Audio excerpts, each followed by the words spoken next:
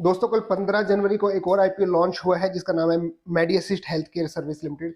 तो दोस्तों ये कंपनी बेसिकली टीपीएस सर्विस के अंदर है मेजरली। इसका डायरेक्टली इंश्योरेंस भी है लेकिन मेजर जो इसका रिवेन्यू आता है वो टीपीएस सर्विस के थ्रू आता है।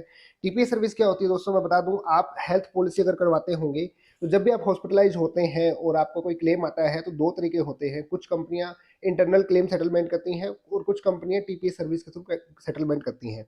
तो टीपीएस सर्विस क्या होती है कि हॉस्पिटल से सारा कोऑर्डिनेट करना कि इस पर्टिकुलर पेशेंट के लिए कितने खर्चे आए हैं, इसका क्या ट्रीटमेंट हुआ है, ये खर्चा जेन्युइन है कि नहीं है, वो सारा चेक करके फिर वो सारा रिपोर्ट जो है आगे जो इंश्योरेंस कंपनी उसको प्रोवाइड करती है और क्लेम को सेटलमेंट करवाते हैं। तो ये बेसिकली टीपीएस सर्विस है।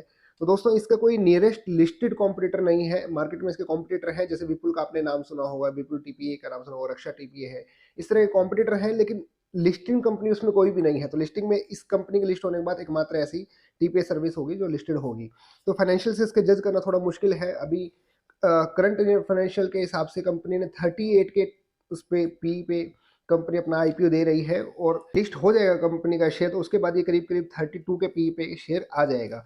तो एक एवरेज कंपनी है दोस्तों। मेरी इस पर राय यही है कि इस तरह के आईपीओ थोड़े से रिस्की होते हैं तो रिटेल इन्वेस्टर को थोड़ा सा बचना चाहिए। कोई रिस्क लेना चाहे 5-10% मान लीजिए कल को टूटता है तो कोई बर्दाश्त कर सकता है तो वो इस पे लगा सकता है।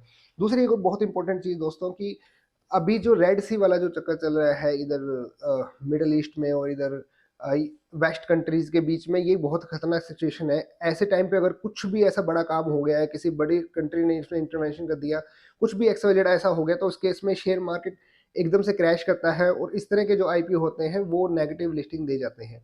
अगर आप ये रिस्क ले सकते हैं तो ही अप्लाई कीजिए। गेन में मुझे 10-20% से ज़्यादा इसमें हाईएस्ट गेन नज़र आ रहा है, इससे ज़्यादा नज़र नहीं आ रहा।